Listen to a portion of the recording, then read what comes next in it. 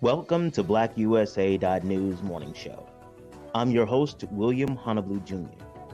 Join us as we explore the news and opinions that impact our community. We break down how the major stories have a very personal, local, and racial impact.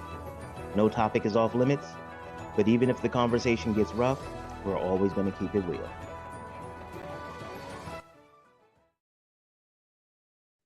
Greetings and salutations to all my friends out there in internet land. I am William Honolulu Jr., and I have the privilege of serving as the host of the Black USA News Morning Show.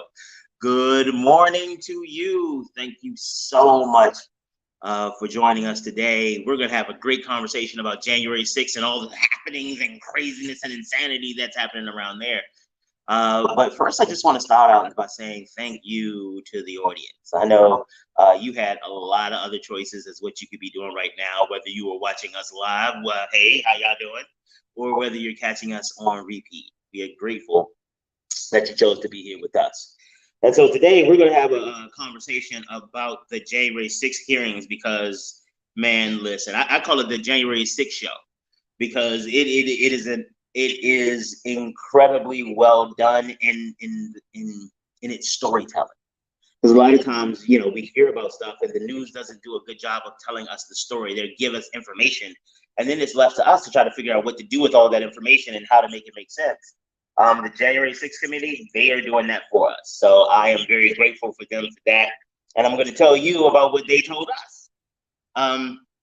But first, let's talk about a couple of the wonderful partners we have. I often talk about Breadcoin. Breadcoin is an amazing organization that utilizes your donations to create opportunities for people to eat and retain their dignity. Breadcoin takes your donations and they put the value against their Breadcoins, the coins that they mint themselves. Right now, each coin has a value of $2.50.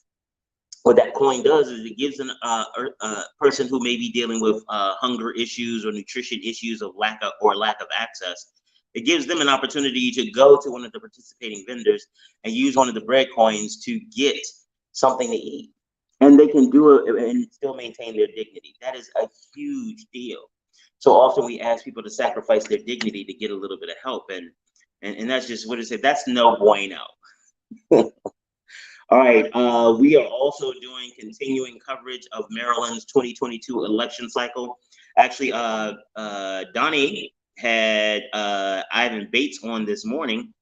He did have to go and cut the interview short, but he was on the show for a while and talked about his views for state's attorney. And yesterday, Donnie had on Marilyn Mosby to talk about her views as state's attorney, and what she has done and why she still wants the job. This link right there will take you to our coverage. Make sure, this is a bit.ly link, so that means that you need to make sure that you have all the capitalizations and lower cases all done correctly. But that's where we have our election coverage.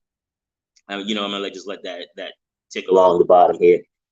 So check it out. We've interviewed Wes Moore, we've interviewed Roya Hanna, Doug Gansler, Anthony Brown, and not just the candidates running for statewide office, but also some candidates running at the very local level. Central Committee, I know we interviewed Mr. Parsons and Mr. Johnson, who are running for school board in Baltimore City. And by the way, the Baltimore City school board election, that's the first time in Baltimore City that we have had the ability to vote for school board. So make sure that you all take that opportunity and make it happen.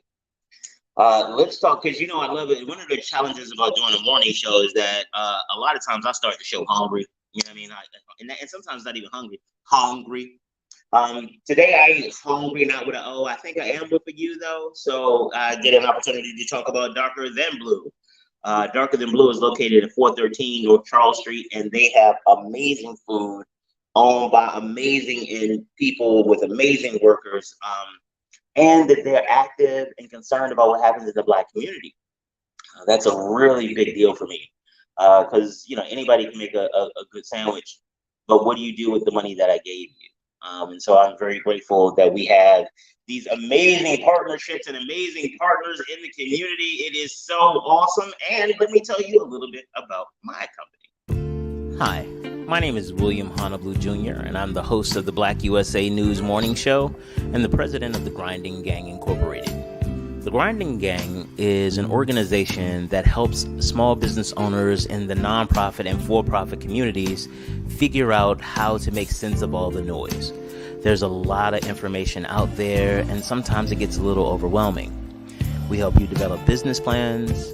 We help you figure out what to do with a lot of the information you receive. And we also help you figure out how to become more profitable.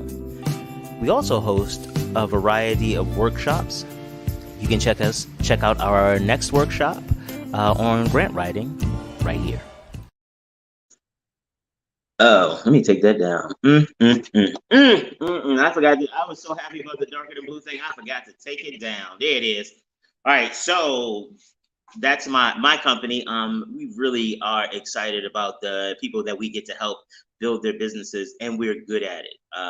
The team and I have over 100 years of experience in education, in training, in business development, and we do a really great job. If I may say so myself, we do a really great job of bringing that expertise to bear for our clients and our customers. So, opportunity to have a conversation is free. Don't cost you nothing to talk. So make sure that you give us a call so that we can help you achieve your goals. All right, we got to look at the show notes. No, I'm not going to talk about that. All right, let's jump into it. I feel like we should have a whole previously on January 6th. Like this has been like I think this was the 7th hearing. They have an 8th coming up next week, but there also might be some more because apparently now that when people see other people breaking through and doing the right thing, now all of a sudden people are like, oh well, yeah, I know something I didn't think was a big deal, but now that you mention it, blah blah blah. That's one of the ways that these types of crimes, especially fraud, the way that it works is that you keep people confused, and that's what the Trump team did, and not the whole team, but I'll talk about part of the team that didn't help with the coup. I'll talk about them later because I still don't think that they should get a whole bunch of props because you knew it was happening and you did nothing. You tried to talk to him, you tried to stop him, but the rest of us, and they, even worse, they objected to reporting or wouldn't confirm or did outright denied reporting about how crazy things were. Had any of these people who are talking now decided to come up and talk at the time, things could have been vastly different. If any of these people who are now talking about the crazy meeting that they had with Trump and seeing what was happening, if anybody helped, some of the representatives had concerns about the violence. If any of them had gone public with it would have, and them being as part of the administration would have had credibility, and we may have been able to stop it. But no, the first thing they did was to worry about their political or professional futures. And that's why we're here. All right, so some recap that we do need to do. The thing that the January 6th committee has really demonstrated at this point is that Trump knew what he was doing was wrong. Now, here's the thing. I think one of the challenges in some of the conversations I've been having is that a lot of regular people, a lot of citizens don't understand what's wrong. We've been conditioned to a large extent to believe that people should try to do whatever it takes to win, whatever it takes to stay in power. And that's been kind of our modus or our model as a nation. No, there are rules. You run your best race, people vote, votes get counted. If you don't like the count, then you can sue and do those things. But once the courts have ruled, it's time to move on. If you do not move on, if you continue to try to go against the rules, that is the problem. That is the illegality. Trying to convince someone to do something wrong or something illegal is illegal in and of itself. So there's a number of things that happened that should lead to criminal charges for Trump. All right, so let's get into some of them. And one of the things that they did this time, they did a really good job of setting out a timeline. And so I'm gonna walk you through a little bit of the timeline. So you remember that the election happened on November 3rd. Okay. From between November 3rd and December 14th, The Trump team filed over 60 lawsuits, had a number of engagements with state legislatures to try to get the results overturned. And again, many of those up to the 14th of December, many of those were absolutely legitimate. Now, were they foolish? Absolutely. I'm sorry, let me take that back. The suits themselves were not legitimate. The idea of going to court to try to fight for your rights, that was legitimate. But here's the thing that you have to recognize in each case. When they went in the press conferences before the cases, they're talking about how massive voter fraud. This lady named Sidney Powell, who is a wingnut, we're going to talk about her in detail in a second. She was out, they lost every case. She was out talking about all of this stuff in public before the trial, but when they get in, they even had to admit that this was not a fraud case. They had no basis, no evidence of fraud. And a lot of these lawyers who participated are getting investigated and censured by the bar associations. Bar associations like the Association of Lawyers that determines who gets to be a lawyer or who gets to be active as a lawyer. And bar associations have suspended, bar associations in the federal court have suspended Sidney Powell's ability to practice law, as well as, Rudy Giuliani. So the election happened, they had all of these lawsuits, all of these protests and things like that. And according to Trump officials, people in the White House, they assumed or figured that on December 14th is the day that across the country, all of the electoral colleges in each state certified their electors. According to the White House counsel, the Attorney General, every lawyer that they talked to, except the Rudy Giuliani, Sidney Powell's, everybody else said, how about this? Every credible lawyer said that after December 14th, it was over. There was nothing left to do because the votes had been officially certified. And so what they kept doing is looking for a technicality to win on. And not even technicality, not like, oh, somebody missed it so we can win. It was, where is a weakness in this process? Where can we interrupt the process and create more confusion? Because again, he's just trying to stay in. And what he's done, talking about Trump, what he's done his entire career is to make sure that he has learned how to master navigating in confusion. So he was trying to create confusion, no matter what that confusion looked like. He was pretty concerned, and this is my commentary, he's pretty into the fact that he can navigate the chaos and confusion because he's done it all his life. So December 14th, every reasonable person is like, all right, cool. December 18th, Rudy Giuliani, Sidney Powell, and the dude from Overstock outlet, Overstock.com, he just happened to be there with him. They were in DC kind of randomly. They called one of the junior staffers that they knew and was like, hey, we here. We just want to stop by and say what's up. So this person was like, oh, okay, cool. They go out and get him because, they seen him around. They knew they were with the president, and Rudy Giuliani and Sidney Powell at the time were the president's lawyers. So why wouldn't you let him in? So the staffer lets him in, and they literally make it to the Oval Office and sit down with Trump. So they're in the meeting with Trump for like 15, 20 minutes before everybody else just shows up. Like, oh, hell no. Y'all crazy folk ain't going to talk to the president by himself because they know, they're not saying it this way, but they know that this dude is so desperate to cling on to power, he might do anything. And he's been asking them about illegal shit to do. Now, again, I get it if, he's like, what would happen if we did this? What would happen if we did that? Could we do that? Just kind of the thought exercises. But this moved from thought exercise to trying to figure out how to make it happen. It's not just something you contemplate. It is the movement. It is the coordination. It is the conspiracy. And so December 18th, these families come through the White House like, oh, what's up, Trump? We could do this. And they started following that John Eastman plan. We talked about the Eastman plan.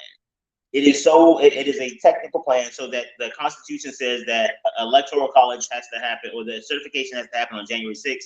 And if it doesn't, then it has this whole thing that goes to Congress or whatever. It creates the constitutional crisis. So Trump was like, well, hell, let's just get another bite of the apple. We can disrupt that. Nobody will know what to do. And then we can start telling people like, oh, well, you should send it back to the states. Since that part didn't work, send it back to the states already. And then he would take the ground game back to the state legislatures where, don't forget, Trump has a lot of popularity with people who want power. So a lot of these Republicans and state legislatures are just following along with him because it keeps them in office. It gets them money. And let's not get it twisted. His followers aren't scary. They literally don't deal with not getting their way well. In Michigan, when they had mask mandates, they showed up at, there's one dude showed up at the state capitol. He brought a freaking rocket launcher. Like, yeah, one of those small grenade launchers. Yeah, he was in the subway with it strapped to his back, ordering a sub, a $5 football with a freaking grenade launcher on. So these are the types of people that were supporting Trump and supporting his efforts. And the people in office, they know. Why would they put themselves in that kind of harm's way? So they're like, you know what? I'm going to leave it to somebody else to say. Because they are afraid. They should be, real talk. They really should be, because a lot of the Trump followers are crazy. And they have demonstrated. So you had this meeting in January 18th. So then Sidney Powell and her group come through talking to Trump. Then the White House professional staff comes through, and it was like, yo, what the hell they do? And so, okay, all right. What we're going to do is that I am going to dramatically reenact what I think happened. I don't think this actually happened, but how I feel, it's going to be accurate, but it's going to add my own flavor because I have fun. So Pat Cipollone and them come in and it's like, hey, yo, what are y'all here doing? And who is this dude? Talking about the Overstock dude. Overstock dude's like, oh, my name's blah, blah, blah. I can't even remember the dude's name. I apologize to you, former Overstock CEO. He's like, well, okay, cool. Why are you here? He's like, oh, we just talking to the president. I was chilling with them. So they in there, and Trump is like, yo, how we gonna win? And the professional staff is like, you can't win. It's over. Like December 14th was a few days ago. There's nothing left to do.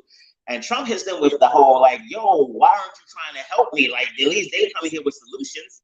They're like, there's no solution to this problem. Like, we're done. And so then they get back and forth because Sidney Powell is crazy. Let me tell you a little bit about her. Sidney Powell is currently being sued for $1.5 billion by Dominion Voting Systems, her and Rudy Giuliani in separate cases, because she has lied so much about them. She said the technology behind the voting system was created in Venezuela by Hugo Chavez. So Hugo Chavez died in 2013, by the way. So Hugo Chavez did it. And then it was Italians involved with space satellites and thermostats with their internet connectivity. Like, it was really batshit crazy. And she would say stuff like, we're going to release the Kraken. It's going to be biblical. Like, she is real heavy. And again, listening to her, even at the press conferences, is scary. I'm going to tell you how wild she is. You know how Donald Trump still bangs with Rudy Giuliani, even though like most of the challenges that Trump is in is because Rudy Giuliani was involved in it some way. Sidney Powell was so wild that the Trump campaign fired her before the trials, before this, the after the 18th session where they were after the dildo, when Rudy Giuliani had the press conference outside of Four Seasons Landscaping, and it was right by the dildo shop and the crematorium. I will always remember that because the president's lawyer held a press conference in front of a landscaping company beside a dildo and an adult novelty store and a crematorium. I mean, it encapsulated everything about the administration. Private people engaged in stuff that they had no business or understanding and looking like straight fools, just looking like straight fools. All right. So that's Sidney Powell. And so in this meeting, like, it gets harsh. So they started having to separate people. Like Michael Flynn was there. General Michael Flynn, who was also lied to Congress, was a convicted felon and got off because Trump pardoned or commuted his sentence. So they're all there, and like the professional staff is like, yo, y'all, this is crazy. This will not work. And so the crazy folks was like, yo, then that's because you're weak.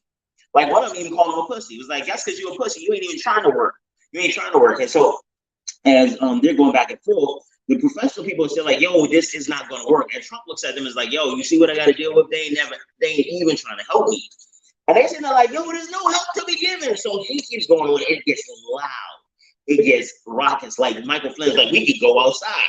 Like, it gets ridiculous.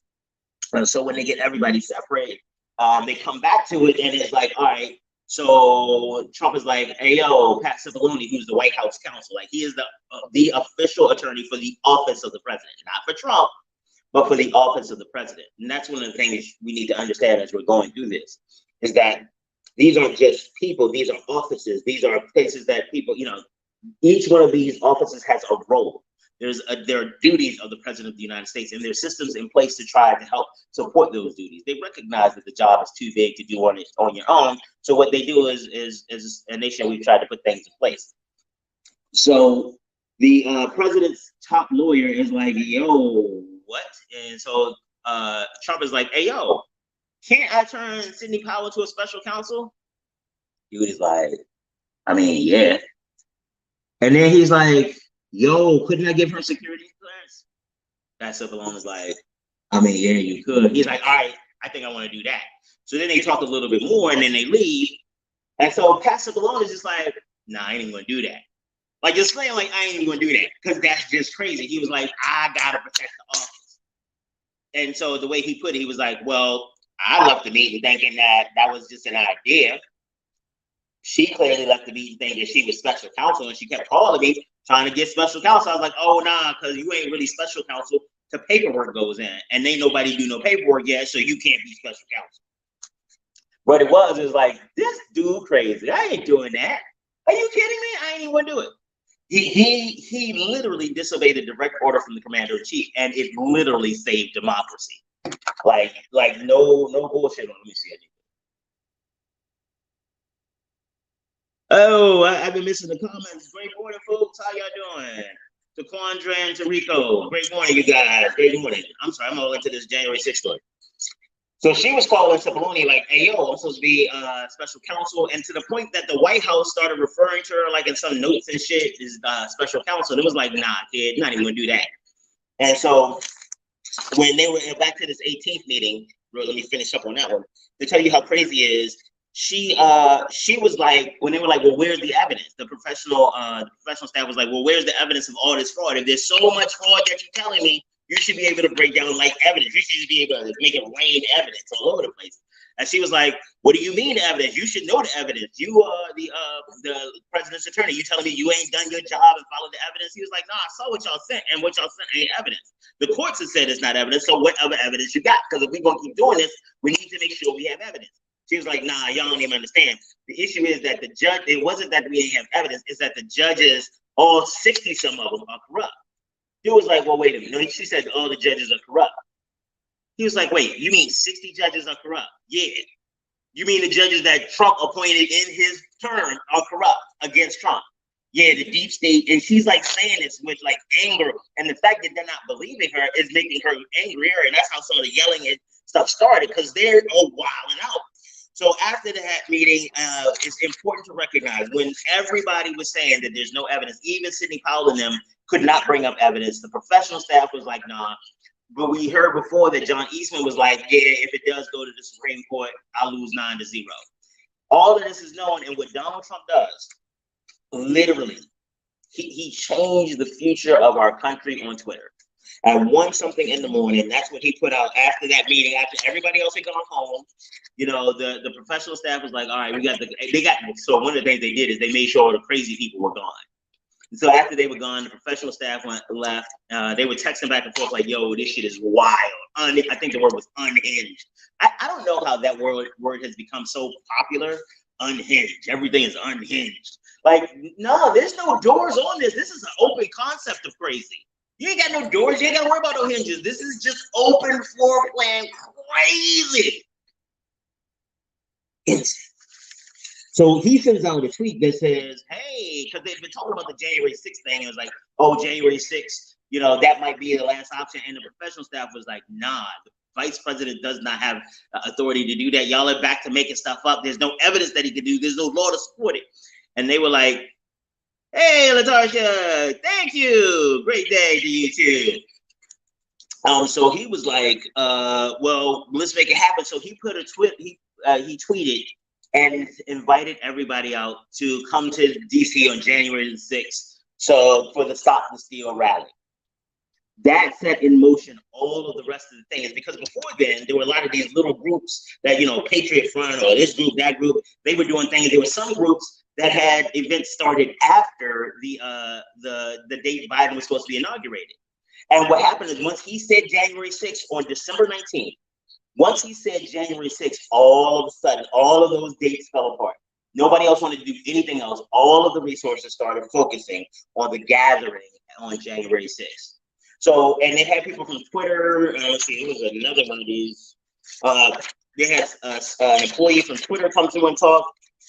There's a website called 8kun. They had him on there to talk about what happened. And also there's a website called thedonald.win. And what each of these organizations, or people from each of these organizations, said was that as soon as he put that tweet out that said January 6th, the entire social media landscape in the conservative field changed. All of a sudden, people weren't talking about the little thing over here, little thing over there, little things we can do.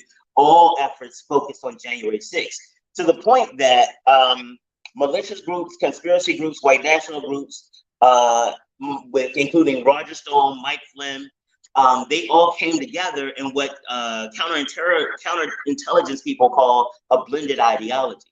So you have people who believe a little bit of this, a little bit of that, and all they know is that they hate the same person. They come together, which, as we see, makes them exceptionally dangerous. The people on Twitter and on especially a person on Twitter, they're scared to the point they had that, those old things like change, like this, it's like like they had to have that done, because when I tell you the threats from these Bama's are real, they are real. They call sitting members of Congress. They called the sheriff in one town after they stopped Patriot Front from attacking a gay pride parade. Their members called the sheriff. They called the police to threaten the police. Like, who the hell the police call? What do you call when you're the police and they call to threaten you? Who do you call? That's how crazy and problematic these people are. I need you to understand how much, and that's why I'm going through this in a level of detail, because I need you to understand how serious it is that we not only get out and vote, because that whole you have to vote, you just have to vote, that's bullshit. We need to get out and we need to put work in. We need to understand that they're keeping us so busy in just trying to survive through life that we lose these opportunities to put work in and change our communities and change our lives. So I want to make sure you all understand what's at stake. All right, so he put he said there's going to be a big protest on January 6th. Be there. It will be wild. So what would happen is that when people saw that, they started reposting and talking about, we need to get volunteers for the firing squad. So you all who use Twitter, you can retweet or reply to. They are replying to the President of the United States Twitter account saying that we need volunteers for the firing squad. We need to show up with zip ties. They are saying this in the Twitter feed with them. And what it does is it makes them feel emboldened. They were like, yeah, the president's my boy. You know what I'm saying? They said, hell, he already said during the debate, Proud Boys stand back and stand by. And guess what? That's what they did. He has given them a level of legitimacy and authority that they do not deserve, have not earned, and is incredibly deadly, as we have seen. So that's at 1:42 a.m. He puts that out. Everything changes. By the 19th, everybody is sharing it on social media. They're coordinating activities and all of this stuff. And everybody is talking about coming to the Capitol. In addition to that, what we start seeing is that right-wing, this extremist media, like Alex Jones and InfoWars, starts talking about how things are going to be crazy, how things are going to be wild. Steve Bannon is talking about how things are going to be crazy. It's not going to happen the way that you want or the way that you think it is. All of these things are happening, and everybody is starting to feel the pressure. Like, it's getting so bad that some of the organizers are like, hey, yo, nah, why are we bringing Enrico Tarrio, who is the head of like the Proud Boys? Why are we bringing him? Alex Jones and Roger Stone, they say things that get people riled up, and we need to calm this down. POTUS was like, nah, and POTUS stands for President of the United States. POTUS. So everybody knew it was crazy. Everybody knew it was illegal. And Trump is still pushing to stop the steal rally. Now, here's the thing. when you look at it from the perspective of these militia groups, the Three Percenters, the Oath Keepers, the Proud Boys, they were having communications during the time between January 5th. And they're doing this in real time on social media. It is amazing to me, like the lack of criminality, criminal thinking by a lot of these damn criminals. Like, what are you really thinking? And so they start coordinating, and they have like military, because some of these are militia groups, paramilitary, and they're starting to plan leaving. They had somebody buy weapons and was standing on the other side of the Virginia border, on the side of the DC border to Virginia, so that once Trump passed or enacted the Insurrection Act, that they could be fully armed. The organized groups really thought that this was their pathway to be the new Revolutionary Army, the new Revolutionary Front. They really thought that this was their opportunity to gain legitimacy, to be deputized by the President of the United States, and to take their vitriol and to take their hate and to make that institutionalized. Now, granted, they got a lot of. I understand why they would think that could happen. I mean, wasn't it just a teeny tad time ago that the modern police system was based on the slave catcher codes and the slave codes? So yeah, I wouldn't understand why. I would understand why they would think a violent group of extremists would be able to get, especially with this president, because they're very fine people on both sides. All right, so we got that. We talked a little bit about the responses to Trump's tweets. You had some of them replying to the President of the United States saying that white revolution is the only solution. Kill every last Democrat, man, woman, and child, because you can't tell which ones are on the tape. We need to bring back the day of the rope.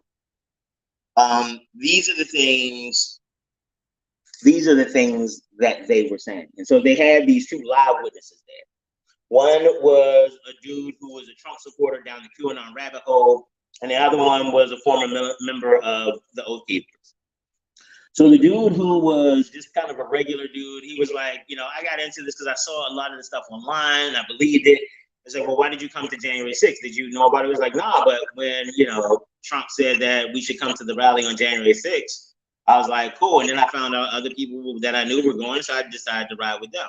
He was one of the people that was convicted, or he pled guilty to going into the Capitol. He didn't do like wild stuff when he got in there, but he did violate, and he went in there. So that he was convicted for it. And he was like, when you came to the Capitol that day for the rally, had you planned to go to the Capitol building?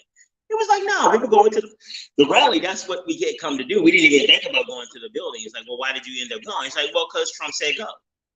He said that he was going down there with us and that we should go down there. So I was like, oh, hell. And everybody else was going, so I went. Again, the culpability. This dude had no plan to storm the Capitol, even to visit Congress that day. But as soon as Trump said something, it changed the nature of his behavior, what he decided to do. And it got him following the leader. And again, not absolving him a responsibility to not be a sheep and not to be stupid and follow people who don't have your best interests at heart. Not absolving him of that, but putting it in context, because he has his culpability, but Trump has his culpability as well. And the difference between the two is that this man has already taken responsibility for what he has done. And Trump is literally still lying about the thing that popped all of this off. Literally, it is 2 years ago since the election, and he is still getting people riled up about how the election was stolen. Now, there are fewer of them because people have the truth now, people understand, and it's those who choose to accept it. And they have differing opinions. Like the guy was like, do you think that the election was, they asked the regular dude who was up there, do you think that there was fraud in the election? He was like, I don't think, I know Trump didn't win. I don't know about the fraud, blah, blah, blah. And then he was like, one of the other questions talking about Trump's influence, they were like, so you came to the Capitol, you were there for a couple hours, and then you left. Why did you leave? He was like, oh, because Trump sent out a video that was like, y'all should go home, it's cool. He said, once Trump sent that video, then I was like, oh, I guess I could go home, it's cool. So again, Trump is directing all of this. And I don't want to make, because there was some narrative coming out that maybe Mark Meadows was behind all this and Trump was just a gullible idiot. Trump is not a gullible idiot. He is an idiot. He is a planning idiot. He is a con man idiot. That is what is happening. And we need to call it for what it is. Speaking of which, one of the other guy who was testifying live He was a former member of the Oath Keepers. And he was really talking about how we need to stop trying to pretend this isn't what it is. This is something that is still a threat to our democracy. The problem that we face is that now they figured out how it doesn't work. So they now have a new way. They have new things that they know won't work next time, that they will do it. But don't get it twisted. People like Ted Cruz, people like Ron DeSantis, they will try to cheat. Now, they may not go as far as Trump, but they will go as far as the law and the people around them will let them.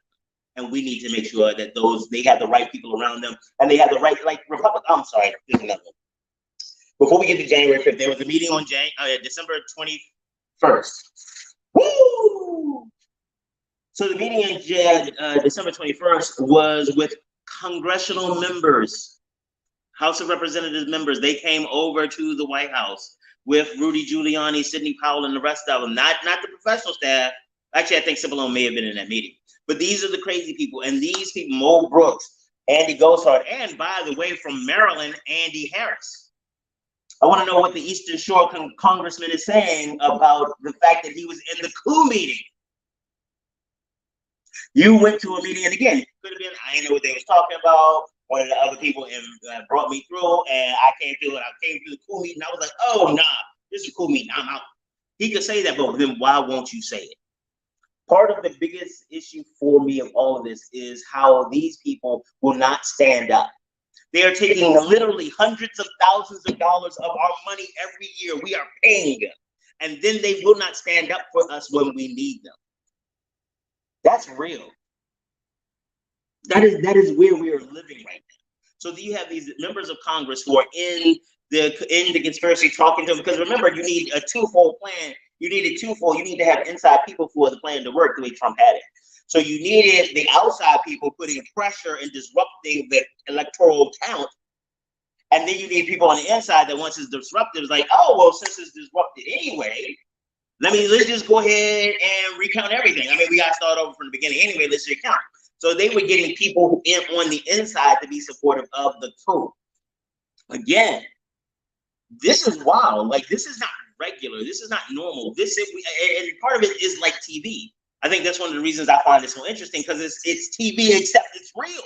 Like, this really happened. The president of the United States tried to have a coup while he was in office. And the problem is that same guy is the one who got the second highest vote total in American history. He got the second highest vote total in American history. Donald Trump got more votes than any other presidential candidate in history except Joe Biden. What that means is that these people are still out there. They are not just the ones who are in elected office. And this isn't just about Donald Trump. It is about honor. It is about integrity. It is about how we stand up in office. It is about what we send people to Congress to represent our interests, what we send them to do. It is not to win seats. That's what they're focused on, to win seats, to keep power. Because many of them, not all of them, but some of them, especially people like Donald Trump, are small to begin with. They don't believe that they have very much value unless they're overpowering or belittling someone else. That's a problem. We have to do better. Whew. On social media on January 5th, people were talking about the right-wing media ecosystem, like the podcasters, were talking about going to storm the Capitol. Some of them were talking about volunteers for the firing requirements and that. But one of them used a really interesting phrase. He said, it's going to be like the Red Wedding. And I got to be honest, I am a recent addition to the Game of Thrones universe. Like, I wasn't following it when everybody else was. So I've started catching up on it. And recently I ran over a video clip of the Red Wedding. What the Red Wedding is in the Game of Thrones, they had this wedding and they brought all of this, supposed to be these two enemy families are coming together, and through marriage they will, blah, blah, blah. What happened is that they turned around and killed all of one family while they were there. So they used the wedding as a pretext for peace, and then literally murdered everybody during the wedding. Eventually, the daughter of the family that they murdered, she got her revenge and poisoned them all. But they are saying that this was a red wedding. The amount of violence that is involved, how many times they're talking about hanging people, shooting people, those types of things, that's a problem by itself. If January 6th never happened, we should talk about the problem of the threats and the violence and how that's happening. Because when it's in Black communities on a street corner, we love to talk about that now, don't we?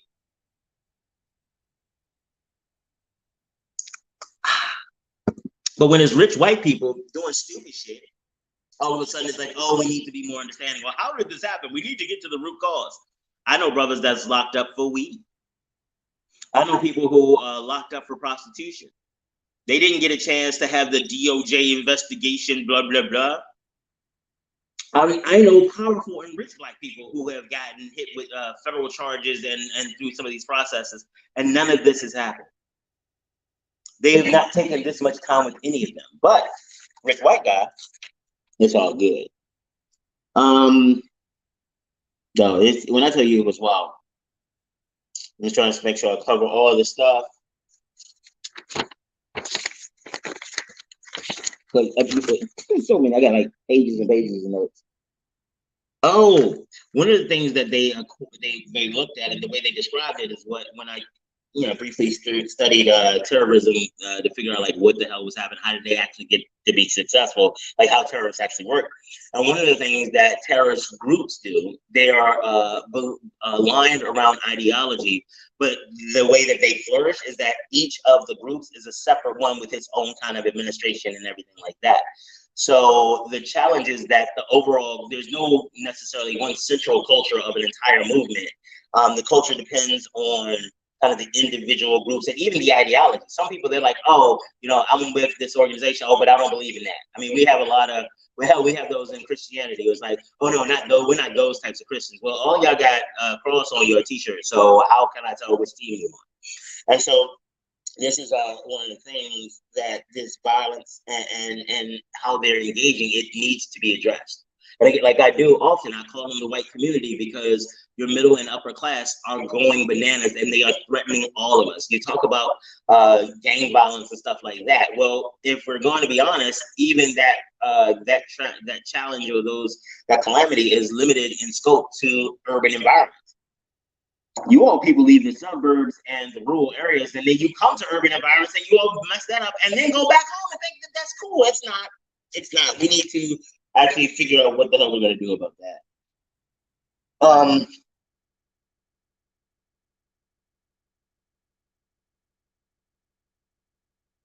So there was a lot of individual planning. There was a lot of people doing all of this stuff, and it comes down to just preparing for January 6th. They wanted this to be 1776. They feel that in as much as the founding fathers felt that, being taxed and them taking money away was abhorrent, they're saying the same thing about power. The fact that you people of color, the global majority, or Negroes, you all are taking jobs, you all have this, you all have that, I have less, so it must be your fault. Hey, Michael, that's not true. That doesn't make sense. And we need to make sure that as the election cycle continues, like in Maryland, I am very interested in having somebody talk to Representative Andy Harris and explain why the hell he was in that meeting and why the hell he has not been, why he has not volunteered to testify. Now, I know the reason. Well, I speculate as to the reason, because he don't want no smoke. He doesn't want to get on the bad side of crazy Trump supporters. He want to keep the money flowing and stuff like that. That doesn't sound like a lot of integrity. If there was nothing that happened in the meeting, then come through and testify and be like, there was nothing that happened in the meeting. Because you took an oath to defend the Constitution. You took an oath to make sure that these types of things didn't happen and that you would do something. I don't understand, maybe you don't understand what the word oath means, but that's a promise. That is a promise that you made to the country, that you made to the rest of us, and you have violated that promise. Oh, actually, Quandra says that this is insanity and crazy behavior, but it is the norm for whites who hate. It's not just about the hate, because I want to make sure that we get away from the idea of hatred, because you have a lot of people, well, I can't say a lot because I don't know that number, but I have encountered white people who do not believe themselves racist because they don't actively have hate. They don't feel any animus. They just want what they want, and they want to make sure that their position stays held. And since they're not using it through the perspective of race, they don't consider it racist. And the thing that I try to get them to understand is that I was like, okay, you don't believe that these policies are racially motivated, that everybody is independent and gets to make their own and has equal access. They're like, yeah. Well, this one guy was like, yeah. I said, so that means that if you believe that theory and then you look at the outcomes and there is a disparity among races where Black people tend to be at the bottom of all of these economic things, that means you believe in white supremacy. It's like, I do not believe in white supremacy. It's like, so explain to me how this can happen if white supremacy isn't a factor. And when I tell you the mental gymnastics that he tried to use to talk about superiority or not use that phrase, he was talking about, well, many of them just don't have access to jobs. It's like, so you believe that, so you're saying that structurally white people have more access? It's like, well, no, that's not it. It's that, many of them are not qualified. So you believe that structurally, like by definition, not structurally, but by definition, Black people are less qualified for jobs than whites. Well, no, you're putting words in my mouth. No, I'm trying to clarify the words that come out your mouth. He's like, well, no, I'm saying like a lot of them don't have proper education and degrees, and they've had to drop out. Okay, so they've had to do that because why have they had to do that? Well, I don't know exactly. You just assumed there was a decision that they got to make. You haven't even through or pass through the concepts of discrimination at the population level or the social determinants. You have just assumed that somehow magically everybody's equal, and if you get something bad, that means that you must not have done it right, or you did not do as well as I did. And if you look at that as an individual, if you can stay just focused on every individual, you don't have to realize that there is such a commonality. That the only way to believe that the natural outcomes for white people and Black people in American society, the only way to believe that systemic racism does not play is to believe that white people are superior. Because if every time we race, Usain Bolt beats me in the race, that means, and if everything else is equal, we start at the same starting line, blah, blah, blah, he always beats me, that means that he is a superior runner than I am. He is a superior runner. But if he gets to go 5 seconds first or 2 seconds first, if I get, if he's running a sprint and I'm running hurdles, then that would make sense because I have additional obstacles, why I wouldn't be behind. So if you look at each individual race, it's just, Usain Bolt, and just look at the times, because what they also don't do is they don't look at the details.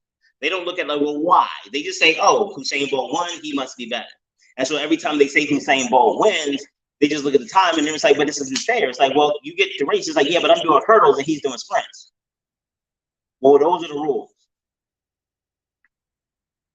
No, they're not. Well, if they are, they're the ones you created. And if you just keep looking at each person, you start to believe that Usain Bolt may just be, now it's not a great example because he is one of the fastest man alive. But you just start believing that everybody else must not be. Not taking a look at the system that supports that. You just look at the outcomes. It's easy just to look at the outcomes. Look at the summary data and make decisions. Condra says that they know that they're privileged. Actually, Condra, I got to give you pushback on that. I don't think that they know that they're privileged. They are privileged. I think what happens is if you talk to them, they talk often about how they are the victims all the way around, how everybody gets more than they do, blah, blah, blah, blah. That's one of the challenges with privilege, with unearned privilege. You don't even understand that you are gifted. I remember I used to talk to people about like what our Saturday routines were around my house. And my ex-wife, she worked hard, and so Saturday she slept in. I liked cooking. I love cooking. Or at least back then I used to like cooking. And so I would wake up because I'm hungry on Saturday mornings, and I would fix a breakfast. I would fix pancakes, especially pancakes. I love pancakes, and I would take them up to her. And breakfast in bed. Because in my mind, why would you get up if I'm already going to make it, and I could just bring it up to you, like literally just walk up the stairs, drop it off to you, go back down, or sit down and eat with you. There was no big deal for me. But for some of my friends, that was a huge deal. And if their guy ever did something like that, blah, blah, blah. And I was like, well, why doesn't he do it? It's like, I don't know. Sorry, I had a marriage flashback. But one of the challenges, kind of going back to it, is that I'm sorry, I lost my entire train of thought. Oh, about privilege. So my ex-wife, when people would say things about that, she was like, "Oh no, I know it's great. I really appreciate it because I don't feel like getting up." She appreciated it because she had been with people and been in situations before where that wasn't her experience, where it was like, if you don't get up, you don't eat, blah blah blah.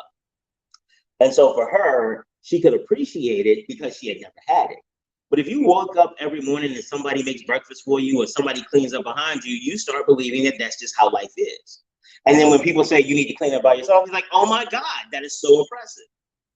Like when I talk to people about, well, I think America has so much stuff to do, so much stuff to build to, and they talk about it's the worst country in the world. I was like, not really, because um, if nothing else, if you walk into a hospital or a library, you can get relatively clean water.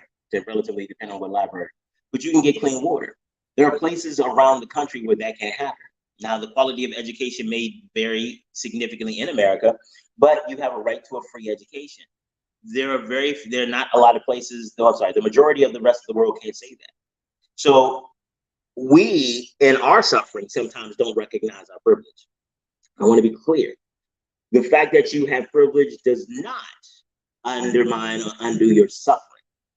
And so those are two different things. The fact that you can be, no matter who you are, you can, if you make it to an emergency room, they have to treat you in America. Now, how they treat you and how long they let you stay, that's a different issue. But they have to treat you. That is part of what the American legal system requires. And again, not everybody around the world can say that. And so you might not be able to get all that you want, but you can get something. And we need to improve that so that we have comprehensive health care for everybody. But just because other people around the world don't have it, have what we have, doesn't mean that we don't deserve better. I used to hate when my mother would say things like, "I was like, I don't want to eat this." Like, well, there are kids starving in Africa, and especially in the '90s, like '80s and '70s, '80s and '90s, say things like, "Well, let's send it to them." That's how you get popped in the lip. But the point was, like, why does that matter to me? Their suffering doesn't change the fact that I don't want this. And so just because you may not have what you want doesn't, just because you have privilege, let me say, doesn't mean that things should not also improve. One of the things that I found is that a lot of people who are in power, they want you to just be happy with what you have and don't ask for more, not because it benefits you, but because it benefits them. Now, we got to get out and do more than just vote. We need to run for office. We need to work for government. We need to host fundraisers. We need to host information sessions. We need to come on the podcast and on shows and talk about issues, making sure that you educate yourself. Because if you don't know what the hell is going on, you might get caught up like some of these Trump supporters who just only read his stuff. Spend money with businesses that support your causes.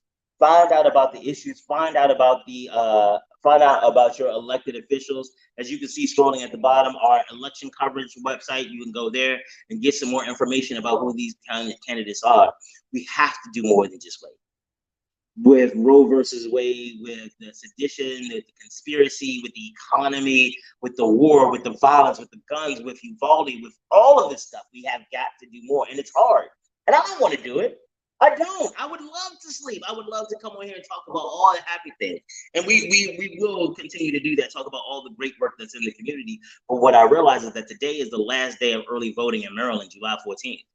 And there's a lot of us who have not voted and may not vote.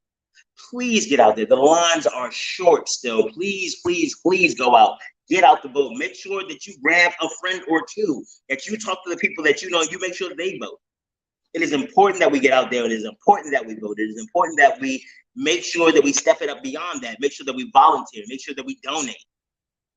Make sure that we show up and we testify. We act out and we talk about it. That we make sure that when our legislators pass laws or suggest laws that we don't like, that we let them know. Because what we have seen, now pay attention to this, what we have seen is that they will back down to keep their jobs. They will do whatever. I saw a senator hold his phone to his hand, pretend like he was talking so he can avoid a reporter so he wouldn't get bad press. So we need to let them know that we are powerful. And then we are not afraid to use our power. We won't be bringing guns to the state house, but we will be taking people away from the state house in the ballot box. We will go, and every time you want to put some bullshit legislation up, we'll be standing there loud and proud. We will hold them accountable, not just through our votes, but through our other actions, through our words, through our dignity, through our engagement, through our religious institutions. We will hold them accountable in every way we can, because if we do not if, we've already seen what happens when people are not held accountable. One of the reasons that I want everybody to understand about this Trump stuff right now is because if we do not hold him accountable now, it is game over. They tried in the first impeachment. No, they didn't get him. So what he did more stuff, like a whole bunch more stuff. And then they tried a second impeachment, didn't get him. If this doesn't, like, and I think that might also be part of the challenge, is that the Justice Department doesn't want to take this on. Why? Because if they don't do it right, if they can't get the conviction, we're done. Actually, it's real talk, we're done. Quandra said, as a Black woman who has busted my ass to get my BA, MA, and hopefully my PhD, have limited access to promotion simply because of my color when competing for a job or position against another white person. Although not fair, this practice is accepted. Oh yeah, absolutely. Because one of the reasons that practice is accepted and mainstream now is what we were talking about earlier. It is now not based on your race. It is like, oh, we don't feel comfortable with you. Well, who do you feel comfortable with? Just those people. Interesting how they're all white, but it's not about their race. It's about my personal comfort. See, that's why we need to redefine racism, and why not in schools, but why we need to talk about critical race theory, because the racists have co-opted the word racist and have now made it to be something that has to do with emotion and intent. And if I don't have the intent to harm you, it doesn't matter what else I do. So that's bullshit. Oh, go ahead, Quandra. Let me know what you're running for. We on. Actually, there's an organization called Run for Something. It's a nonprofit organization that links you up with resources in your community so that you can run for it. And when you run, make sure you have debates. Make sure because I like Ben Cardin, Senator Ben Cardin, United States Senate. But it frustrates me so much that he doesn't debate. A lot of it is that the candidates who run against him are, that, to be clear, many of them are quote unquote not on his level. But the debate isn't about you keeping your job. The debate is about honoring us. Now, his staff and his people get out there on a regular basis and they talk about things. But if we had more people running for office, more people from the community who were like, hey, let's debate. There's 10 of us out here running and you hiding? You hiding? We have to say that that's not acceptable to avoid us. Because if we don't say it, who will? Well, we talked a lot today about January 6th.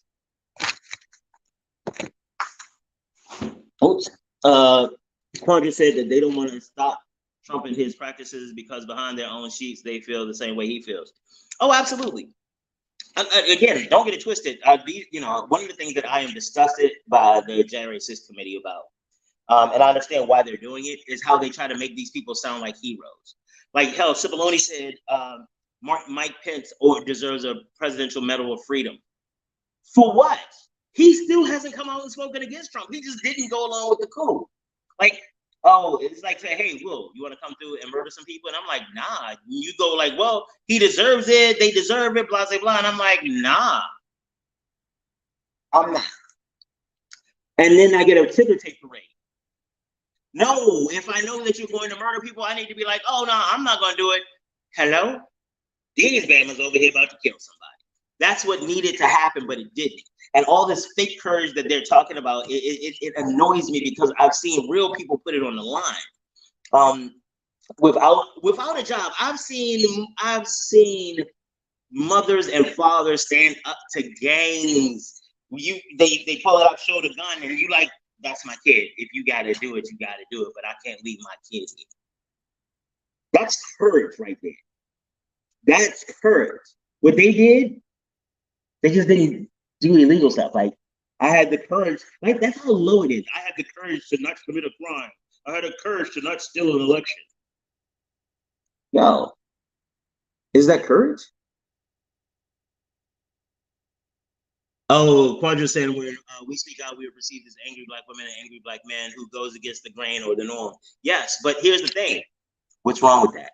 See, Quadra, you about to get a whole other show started. You not slick. You not slick. I know you. See, I know you now. I see what you're doing. You trying to get me to go over so I get in trouble. Nope, nope, nope. I'm about to end. I'm about to end.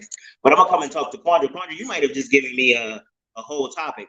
Hell, I might. You know what? I might bombard your show this weekend.